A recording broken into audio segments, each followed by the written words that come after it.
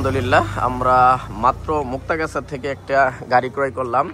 আসসালামু আলাইকুম। কেমন আছেন ভাই? বড় ভাইয়ের নাম কি? আশিক ভাই না? আপনার নামেই তো গাড়ির কাগজপত্র সব।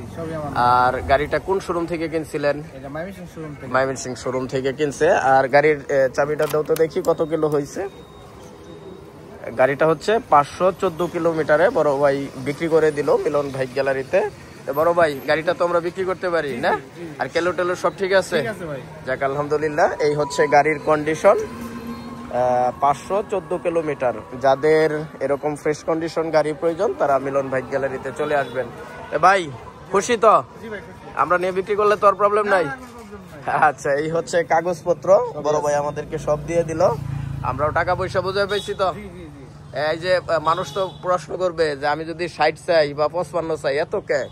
বাইরে আমি 1 লাখ কত দিছি, 49,500 না?